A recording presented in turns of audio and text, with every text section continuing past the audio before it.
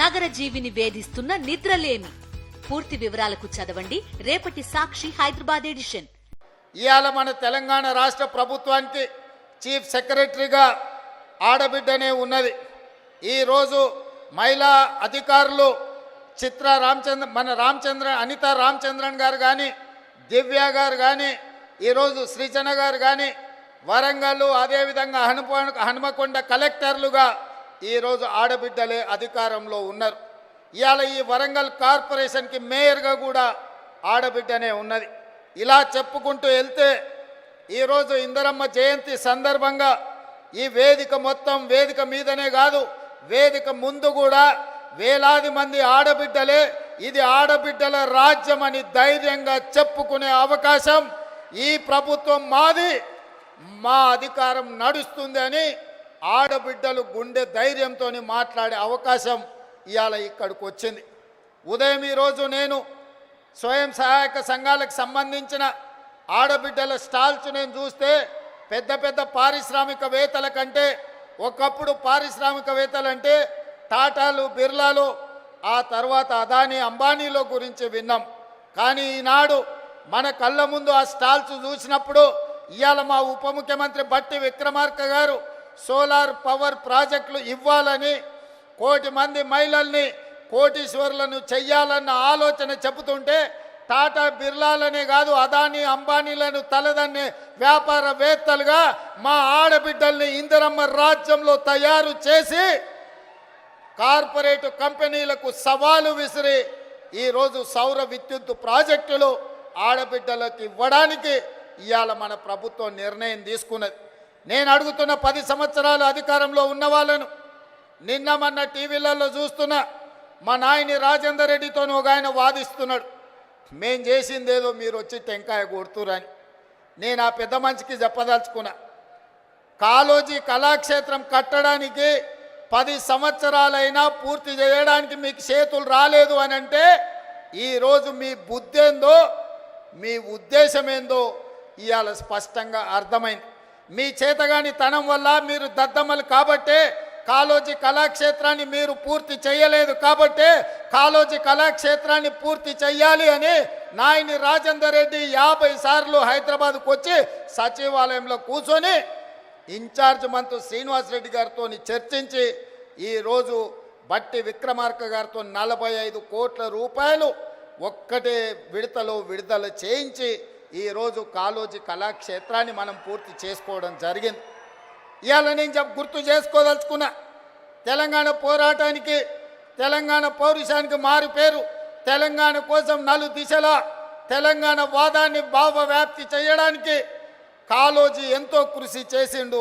కాళోజీని గుర్తించని ప్రపంచమే లేదు.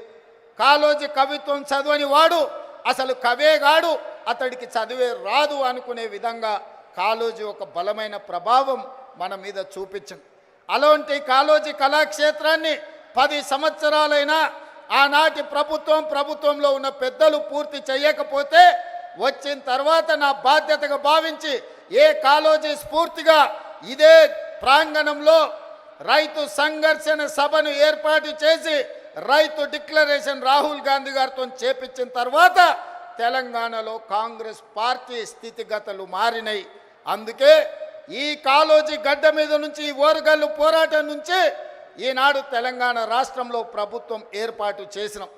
మరి అలాంటి ఈ గడ్డ మీద కాళోజీ కళాక్షేత్రం వాయిదాలు పడుతూ ఉంటే చూస్తూ ఊరుకుందామా?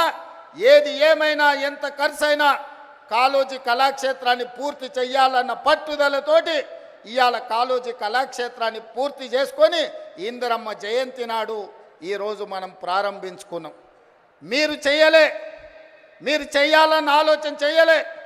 కనీసం చేసిన వాళ్ళను అభినందించడానికి మీ అధినేతలకు ఒకవేళ అభ్యంతరం ఉంటే మీరు నోరు మూసుకొనైనా ఉండండి తప్ప చేసే వాళ్ళ కాళ్ళల్లో కట్టబెట్టాలన్న ఆలోచన చెయ్యకండి.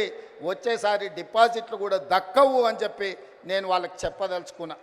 అదేవిధంగా మిత్రులారా, ఈ వరంగల్ హైదరాబాద్ ఆనాడు నిజాం రాజులు పాలించినప్పుడు ఈ వరంగల్ సామ్రాజ్యం కాకతీయుల కంచుకోటలు, రాణి రుద్రమ ప్రతాప రుద్రుడు ఒక పక్కన ఈ దేశానికి, ఈ ప్రపంచానికి తలమానికమైన ఒక గొప్ప పరిపాలన అందించి కాకతీయులు కట్టిన గొలుసు కట్టు చెరువులు ఇవాళ ప్రపంచానికే ఆదర్శమైన నగరం. ఈ నగరం చారిత్రాత్మకమైన నగరం. ఇక్కడ కట్టిన 1000 స్తంభాల గుడి కావచ్చు, రామప్ప దేవాలయం కావచ్చు, ఇలా చెప్పుకుంటూ పోతే ఇక్కడున్న కోటలు కావచ్చు, ఇక్కడున్న చెరువులు కావచ్చు, ఇక్కడున్న సంస్కృతి ప్రపంచానికి ఆదర్శంగా ఉండే గొప్ప నగరం. అలాంటి నగరం ఉమ్మడి రాష్ట్రంలోనే కాదు, ప్రత్యేక తెలంగాణలో కూడా చంద్రశేఖరరావు గారి చేతిలో మోసపోయి గోసపడుతుంటే ఈ నగరము ఇది పట్టణంగానే నిలిచిపోతే ఈ పట్టణాన్ని గొప్ప నగరంగా చెయ్యాలి. హైదరాబాదు నగరానికి పోటీ నగరంగా ఒక అద్భుతమైన అభివృద్ధి చేయాలని ఆలోచన చేసినాం. పదే పదే మీ ఎమ్మెల్యేలు అటు పెద్దలు కడియం శ్రీహరి గారు, నాయన రాజేందర్ రెడ్డి గారు, అదేవిధంగా కొండా సురేఖమ్మ గారు, ఈ ప్రాంతంలో ఉండే ఎమ్మెల్యేలందరూ అన్నా నువ్వేం చేసైనా వరంగల్ పట్టణాన్ని నగరంగా మార్చాలి, ఎయిర్పోర్టు రావాలి, పరిశ్రమలు రావాలి, మా పిల్లలకు ఉద్యోగాలు ఇవ్వాలి, కాకతీయ యూనివర్సిటీ ఉన్న ఓరుగల్లును అభివృద్ధి పదం వైపు మీరు నడిపించాలి అని వాళ్ళు నన్ను నిద్ర పోనీయకుండా తిండి తిననీయకుండా నన్ను ముప్పు తిప్పలు పెట్టిరు. సూచన 2-3 సార్లు అడిగి వదిలేస్తారేమో, మర్చిపోతారేమో అని. కానీ వాళ్ళు మర్చిపోలే. నిత్యం గుర్తు చేస్తూనే కలిసినప్పుడల్లా కాగితం తెచ్చి ఇచ్చేటోళ్ళు. ఇక ఈ సమస్యకు పరిష్కారం ఈ పనులు చేయాల్సిందే అని నిర్ణయించి మీ ఇన్ఛార్జ్ మినిస్టర్ పొంగులేటి శ్రీనివాసరెడ్డి గారు చెప్పిన మీరు పోయి వరంగల్లో ఉండండి, మాస్టర్ ప్లాన్ను మీరు మొత్తం అనుమతించండి, ఔటర్ రింగ్ రోడ్డును ఏర్పాటు చేయడానికి అంచనాలు వేయండి, ఎయిర్పోర్టు కోసం భూములు సేకరించండి, వరంగల్లో అండర్ గ్రౌండ్ డ్రైనేజ్ను పూర్తి చేయండి, ఎన్ని పనులు చేయాలనో ఈ వరంగల్ పట్టణాన్ని నగరంగా మార్చాలి, హైదరాబాద్తో పోటీ పడాలి, ప్రపంచం దృష్టిలో ఇదొక చారిత్రాత్మకమైన నగరంగా తీర్చిదిద్దాలి అని పొంగులేటి శ్రీనివాసరెడ్డి గారికి ఆదేశాలు ఇస్తే వారు నిద్రపోకుండా రోజుల కొద్ది ఇక్కడ కూర్చొని అధికారులతోని సమీక్షలు చేసి ఇందులో విధానపరమైన నిర్ణయాలు మాత్రమే నేను మా మిత్రుడు బట్టి విక్రమార్క గారు తీసుకున్నాం. కానీ దీని అభివృద్ధి పదం వైపు నడిపించడానికి అవసరమైన సమీక్షలు మీ ఎమ్మెల్యేలు మీ మంత్రుల నేతృత్వంతో ఇన్ఛార్జ్ మినిస్టర్ పొంగులేటి శ్రీనివాసరెడ్డి గారు పూర్తి స్థాయిలో బాధ్యత తీసుకున్నారు. మా వరంగల్ మిత్రులందరినీ కూడా నేను అడుగుతున్నా, మీరు పెద్ద ఎత్తున చప్పట్లు కొట్టి అభినందించండి. ఎందుకంటే మీకోసం ఖమ్మం జిల్లా మీద కూడా దృష్టి పెట్టకుండా వరంగల్ జిల్లా మీద దృష్టి పెట్టి వరంగల్లో పనులు చెయ్యాలి అని కడియం శ్రీహరి గారు కలిసినప్పుడు వారు మాకు ముందు నుంచి చాలా సన్నిహితులు, మీకు తెలుసు. వారి పట్ల నాకున్న గౌరవం కూడా మీకు తెలుసు. వారు నాకు గుర్తు చేసి ఇవన్నీ చేయడం ద్వారా శాశ్వతంగా ప్రజల గుండెల్లో మనం నిలిచిపోతాం.